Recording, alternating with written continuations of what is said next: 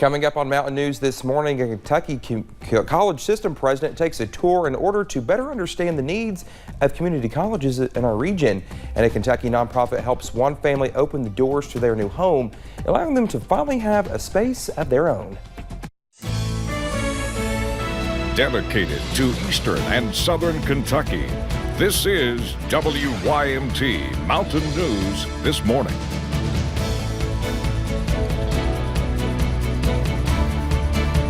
Well, good morning again. It's just 5:31 on this Wednesday morning. I'm Dakota Makris, and let's head over to Brandon for a look at your forecast. And Brandon, that fog is in the air. Now, I do remember seeing it on my way in. I was driving right through it. So this time I do remember seeing it. So. Okay, good. I'm glad you remember seeing it today, because if you didn't see it, I wanted you to get your eyes checked, because it's pretty rough out there this morning. But I can tell you, as we get a little as you got a little closer to the station, I'm sure you were coming from the opposite direction to me, but you noticed it get thicker. Yes. So again, that's something we're watching this morning. Almost zero visibility outside the station. Let's take a look at that fog and the visibility numbers, and you can see most of those are below 1 mile. Not even the 5 mile threshold, but 1 mile. So just kind of keep an eye on that out there this morning. US 119, US 23 over at Pikeville, looking a little bit foggy this morning. Continues to drift into our region, so we're going to continue to watch that camera, and we'll take a look here in a few minutes at the Pikeville Medical Center camera. I'm sure it looks similar down that way as well. We're looking at 55 in Wise to 64 in Jacksboro. That's our range this morning. It's also 64 just down the road from Wise in Jonesville, which is interesting to me. 64 also Paducah, Nashville. A lot of 50s across parts of the region, and a couple of 60s there. Charleston, West Virginia, and then over toward Owensboro and Louisville, all at 60. And then you've got and 63 at Jackson, 61 in Tri-Cities. 12-hour planner for today. Sunset is down to 6:58. We're losing time every single day, but that's okay. We're going to get close to 80 today. It's going to be a very nice day. Get out there and enjoy it. May see a few more clouds at times, but I think we're staying mainly dry for the most part. Dakota? All right, Brendan, thank you.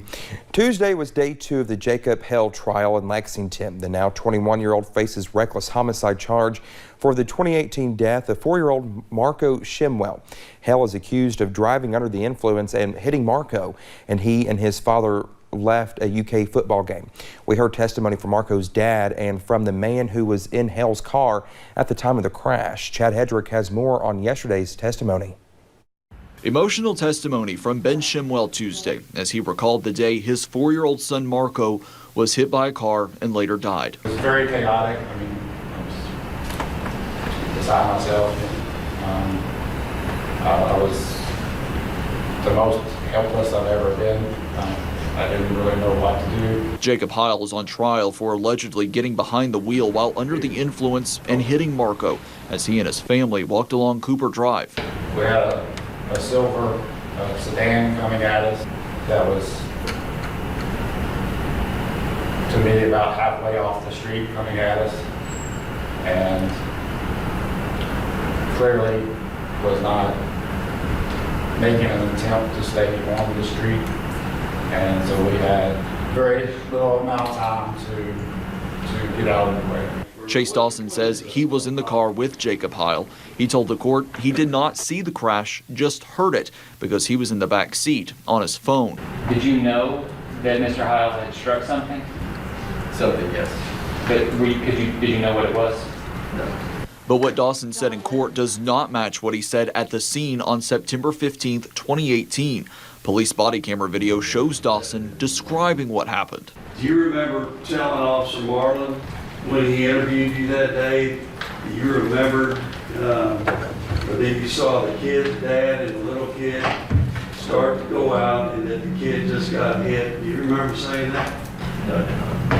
I remember, what I remember is I thought he asked me what happened, and I was telling him what happened and not what I saw. I think that's where I was confused. Do you remember that you didn't know how far out the road he was, but you saw his dad trying to pull him back? I don't remember. In Lexington, Chad Hedrick, WKYT. Today, the jury will be taken to the scene of the crash.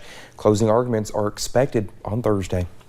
Police have been investigating a burglary and a murder in central Kentucky home for almost a year, and yesterday, an arrest was finally made.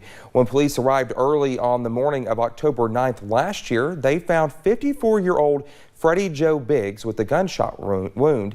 He died later at a local hospital. 24-year-old Cameron Thomas is charged with murder along with first-degree robbery and burglary. Police are not commenting on a specific motive or the relationship between the two. It's not known if more arrests will be made.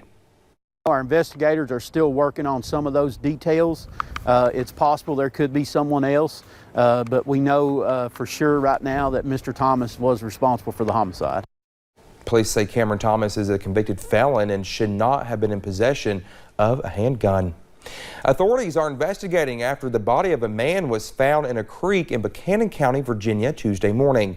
Now, the sheriff's deputies responded to a creek off Deskins Road at the intersection of Raiders Road where the body was face down in the water. The body has been identified, but the name will not be released until his next of kin is notified and autopsy will be performed. Well, 2 men were arrested following an overnight police chase through 2 counties. Martin City Police say the chase began in Johnson County and ended on US 23 in Floyd County near Copperhead Gun and Archery. Police say the men led multiple agencies, including KSP, on the pursuit. We are working to learn more information. To better understand the community and local community colleges, the Kentucky Community and Technical College System president visited HCTC yesterday. He says he is hearing many concerns about worker shortages, especially in nursing, and he says he is looking at workforce education and training, but what may work at one college may not work at another. I think, we rely on best practices, but we have different programs at each college because we've got different communities. And so we have to embrace that difference, but also make sure that we're doing things that make sense. The president has 9 stops left on his tour, adding he is hearing many of the same concerns at each stop.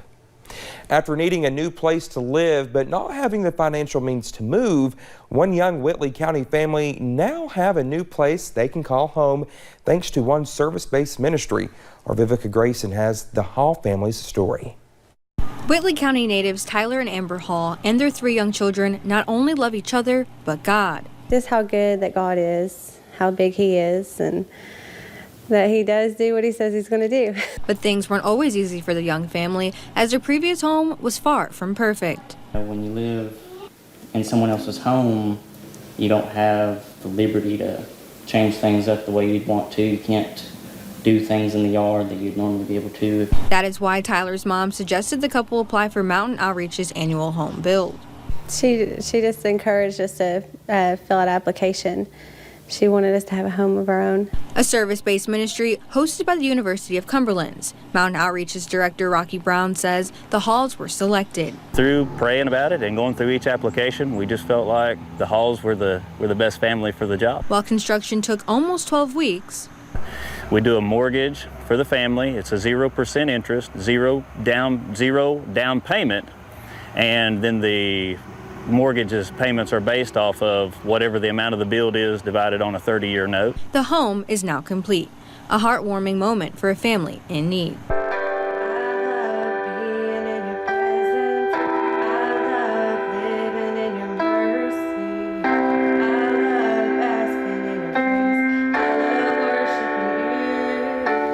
It means a lot. I feel like the day that we're in, you don't see that often anymore, and there's not a lot of feelings that it seems like, so it's really good that there is still people out there that are good. A new place to call home. In Whitley County, Vivica Grayson, WIMT Mountain News. Well, Brown says while the Halls are this year's winners, he wants people to know the ministry does not just build the home for free. He says the build is still a mortgage, and for more information on the program, you can find a link over on our website at WIMT.com. A former youth boxing gym in Pikeville has been seeing new life during the last 5 years, and now big things are in store for its future. The Battle Line Boxing Gym is a fresh take on Mayfield's gym, a space opened by Kentucky boxer Mayfield Pennington in 1999, which served the kids of Pikeville for more than 1 decade before his death in 2013. New Beginnings Fellowship Church reopened this space to keep its original mission alive, providing a gym and more for area kids. Smallest thing is like spend 3 minutes on the speed bag. Like keep working on it until you get it. It's like life principles. right? That they just come out of here with better character and better prepared for life, and maybe boxing. Pastor Jared Arnett hopes to see the space grow in the years to come to honor the life of a man who wanted to show kids their future is worth fighting for. A new tradition kicked off in Harlan County yesterday. The first ever annual Believers Music Fest is taking place at the Harlan Center, a 4-day event that showcases gospel music talent from across the Southeast. Event organizer Tim Gosson says this was supposed to kick off last year, but even with the delay, he and his fellow artists are excited to see this day finally come. It's an event with almost, well, we had 30 artists signed up, but we're down to about 25 now. So 25 artists over a 4-day period. And we're excited, looking forward to it. We've been hoping that we could get this going for the last several months, and finally, well, it's here, so we're looking forward to it. He says the music will begin this evening and will continue each morning at 10. Grammy-winning artist Richard Marx will be coming to Prestonsburg next year. Mountain Arts Center officials announced on the MAC Facebook page that an acoustic evening with Marx will be on March 27th, 2022 as part of his Limitless tour. He had a string of top 20 hits in the late 1980s and early 90s. Tickets go on sale Friday. Well, when we return, find out why a popular long-running crime show may be losing one of its biggest stars. Rain chances are possible today. Keep an eye on that word possible, but they will really ramp up with a cold front this weekend. I'll track them out for you in about 3 minutes.